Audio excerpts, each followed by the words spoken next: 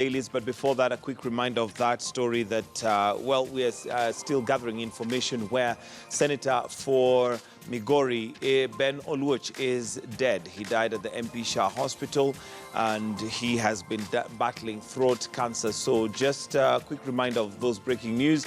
Migori Senator Ben Oluoch is dead. As we get more information, we certainly will furnish you with that information. The body is being moved to Lee Funeral Home, and as the family continues to gather and possibly whatever information that we have, we shall definitely bring it to you. But for now, we want to look at the dailies, and as usual, we're going to start with the Standard. But joining me to have that conversation, I do have with me Professor Wajakoya, who basically is here to look at the stories, but also later on to join us on Political Point. Good morning, and thank you for joining us this morning. We'll also be joined by other panelists as the show continues. But for now, let's look at the dailies, and we start off with the Standard, where the headline is Raila changes tack over Ruto. An ODM leader dodges bid by his members of parliament to have those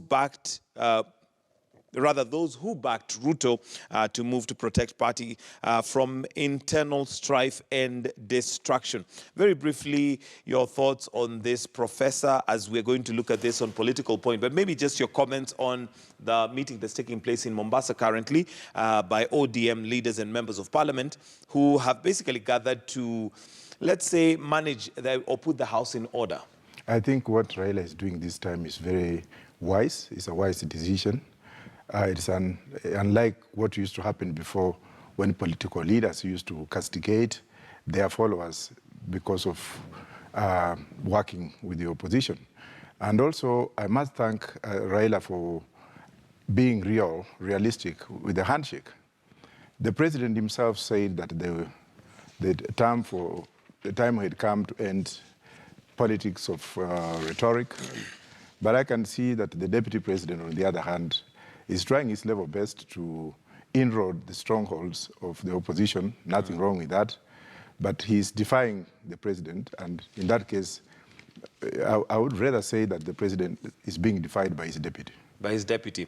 All right, we'll get into matters politics a little bit later on in the show and basically look at the scramble for coast. And one might argue and say that the deputy president is merely, making sure that the development agenda is realized. There are others that say he's campaigning, but we'll get into that.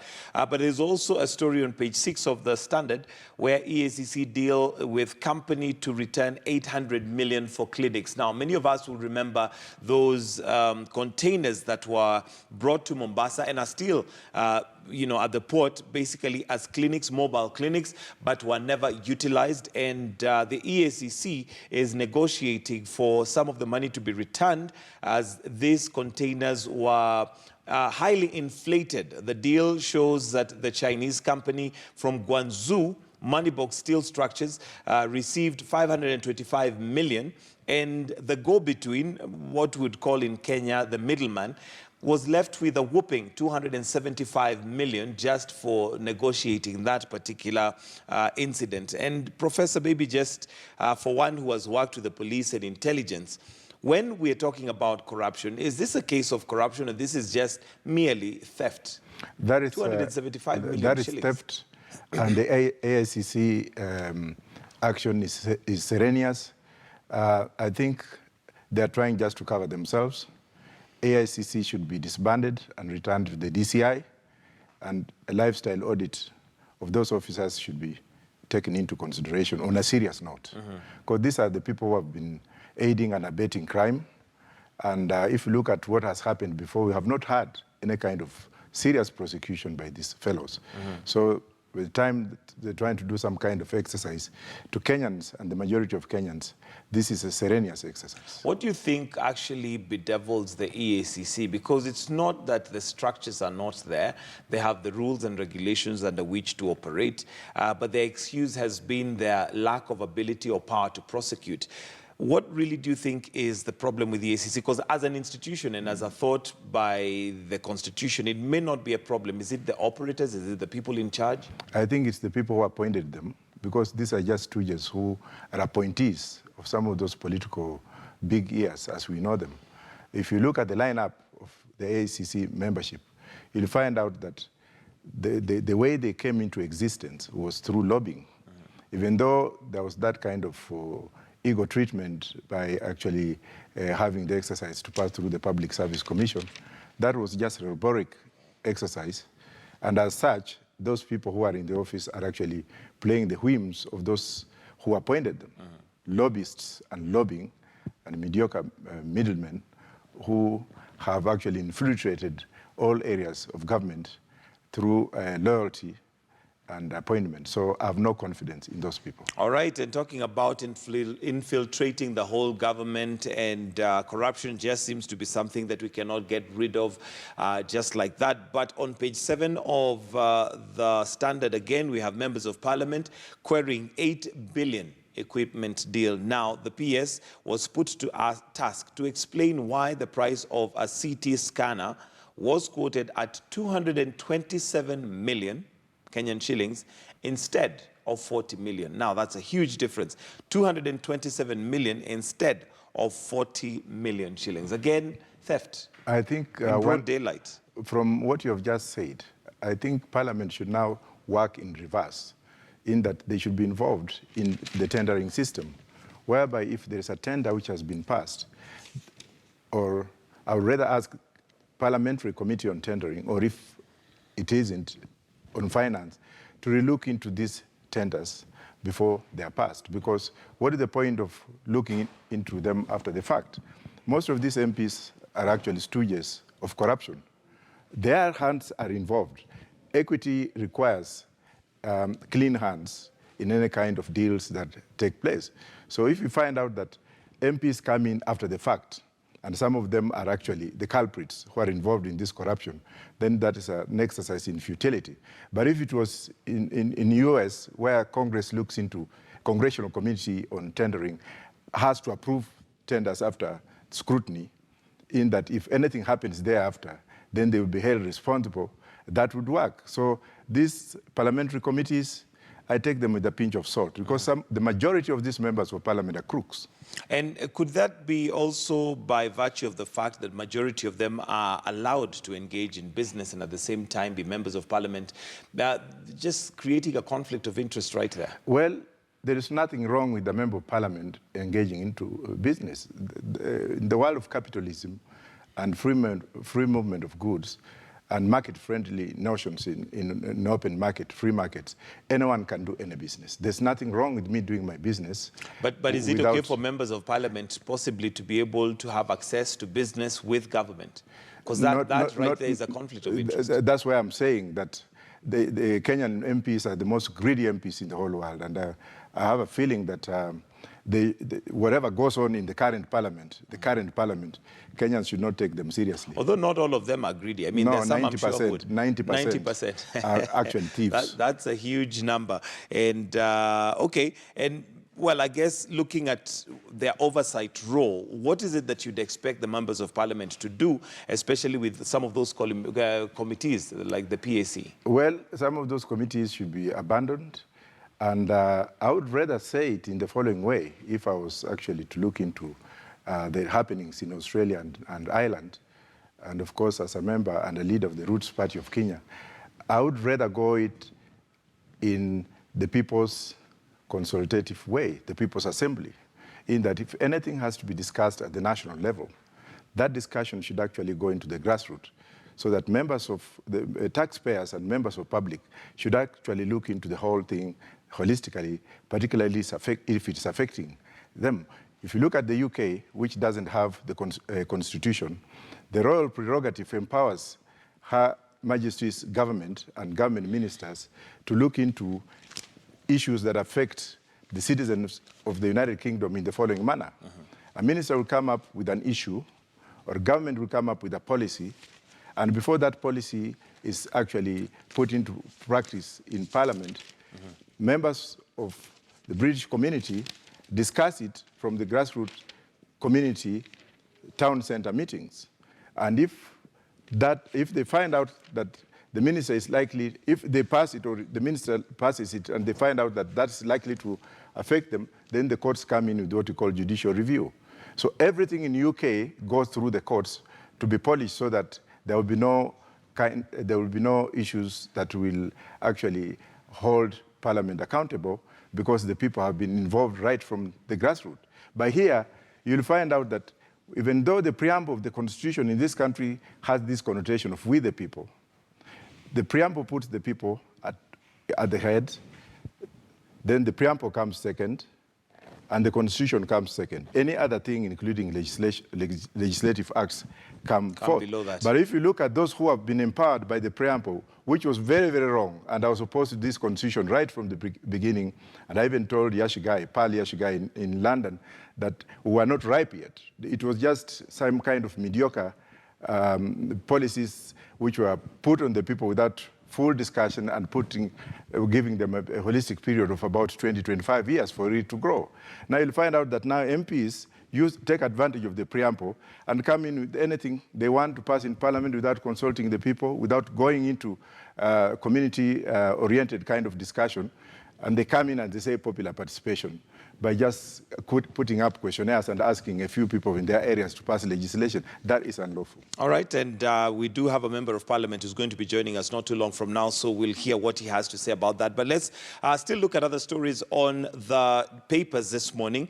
And one that has caught the headlines in the last few days and almost a week is the issue of contraband. Traders protest as police seize sugar. That's on page 9 of the Standard. It's also on page 2 of The Nation. Couple stops arrest of fake sugar war.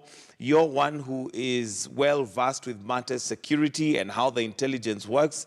Professor, what are your thoughts on this sudden seizure of contraband? And Kenyans possibly are asking, this contraband has come through the ports of Kenya, has passed through some of the hands of authorities. Why the sudden nabbing? Is it that suddenly intelligence has come together and they're able to find them, or what could be happening? I will assure you for free, and I will speak openly. People have always underestimated the national security intelligence. What they didn't know is that whatever is happening today has been on record from the day of its inception. And the way the intelligence works is they will gather intelligence through regular and irregular means for purposes of national security, and they will archive that. In our days, Kenyatta would advise the president every morning, keep the president abreast of what is going on. But when it came to Kibaki administration, he gave a deaf ear to the intelligence. And when it came again to his second administration, he gave a deaf ear to the intelligence. Uhuru Kenyatta's first administration was a waffling administration.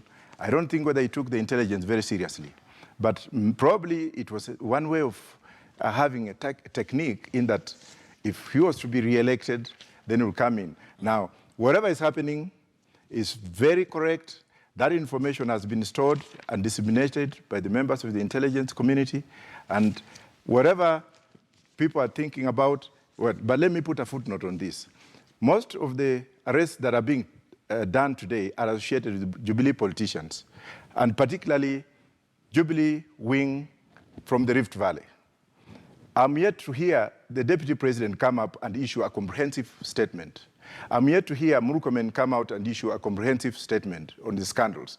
I'm yet to hear Duale come up and tell people how much he has, how much properties. We know where they are, how much property and how much money he has. Instead, these people are taking Kenyans for granted by coming up and saying, the president has said, lifestyle audit, we shall follow it. Let it start with Duale. Let it go to Ruto. Let it go to Murkomen.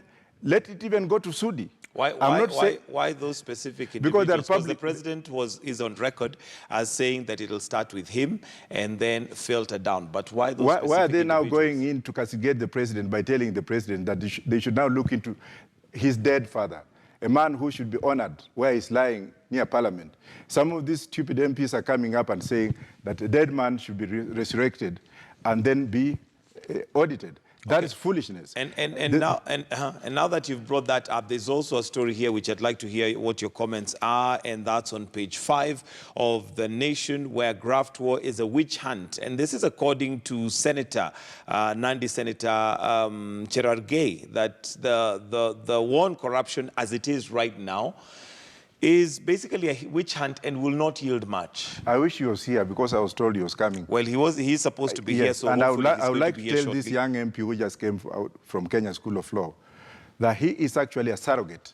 He's a stooge of Ruto, and he should not speak at all because he's speaking with one mouth and he's speaking to defend his defender. I'm not against Ruto. Ruto is my friend. He has actually welcomed me in his home, and I had dinner there in Sugoi long time ago. But if you look at these young men who are coming up with the rhetoric statements which are offensive to people like us who have the know-how, then actually people should not take them seriously.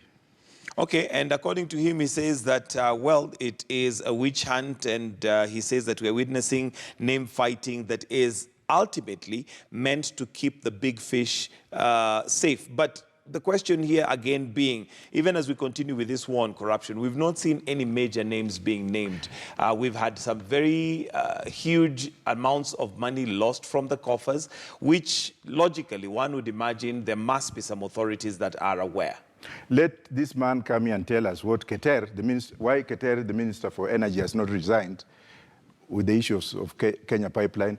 Let him come and tell us, and I'm sure he's around, tell us about the maize scandal in Rift Valley, who are doing it. Let him come and tell us about the scandals that have been ongoing in Kenyatta National Hospital, where members of parliament from Rift Valley, and particularly Rift Valley, came up and said that one of their own was being chased away, but they were not telling us where the till was.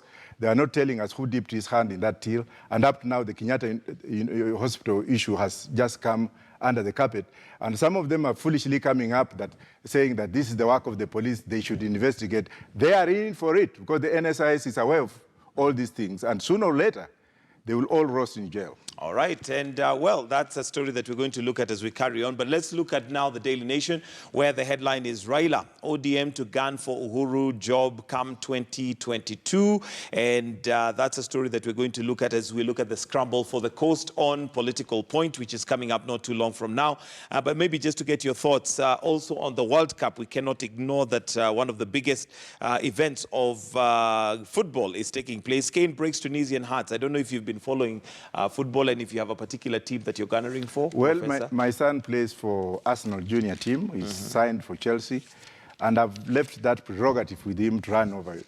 I'm not really a football fan, but when I see my son play and I see the Kenyan name out there taking center stage, then I feel okay. But I can't comment because I'm not a football fan at all. You're not a big football fan. You don't have a particular team you're supporting in the World Cup. All right. And well, page 9, we also have a story that is resurfacing. And this is a story of a doctor who apparently is accused of having stolen a heart. Now, he is being accused again of another heart. Doctor denies theft of a second heart. In May this year, he was charged with a related offense, which he denied.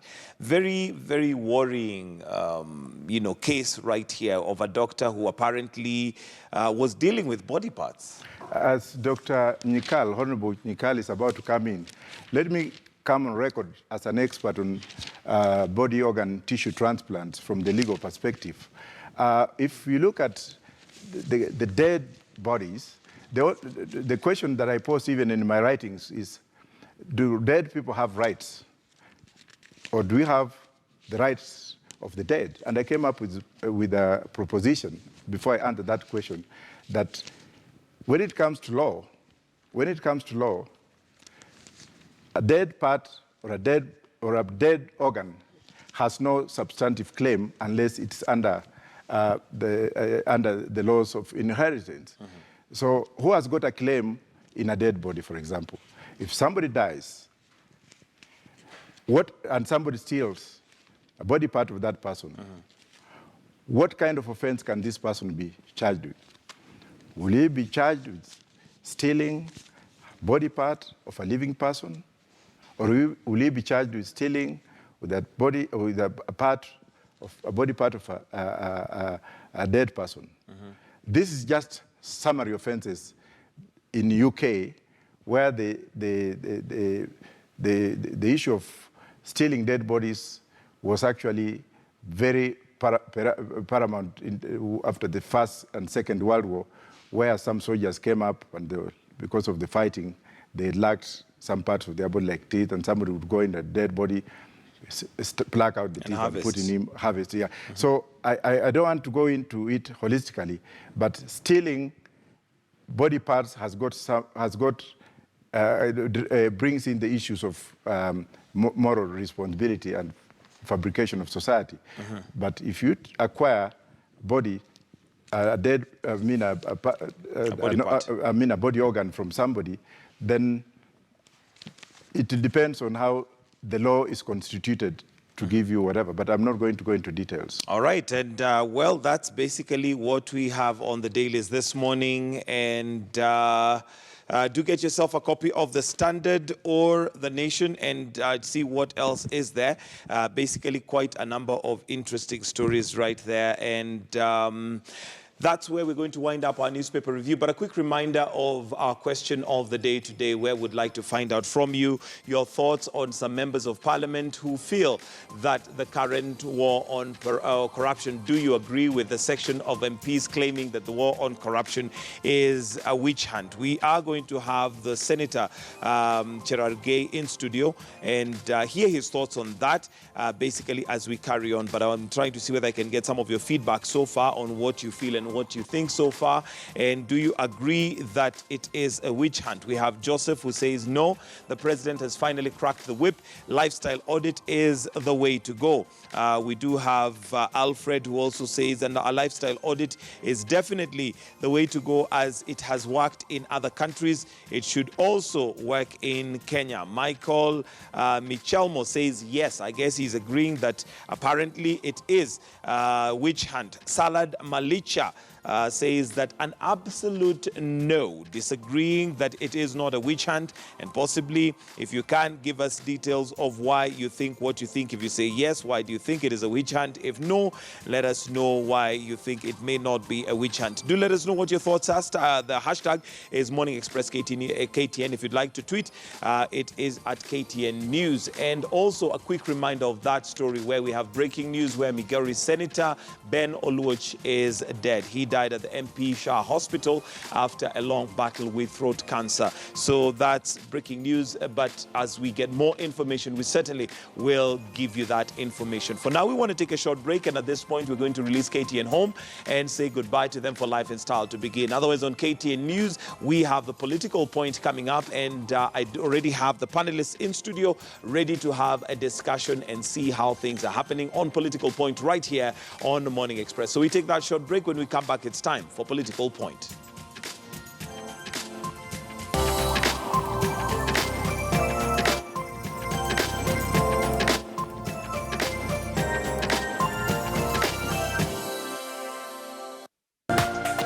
This is KTN News.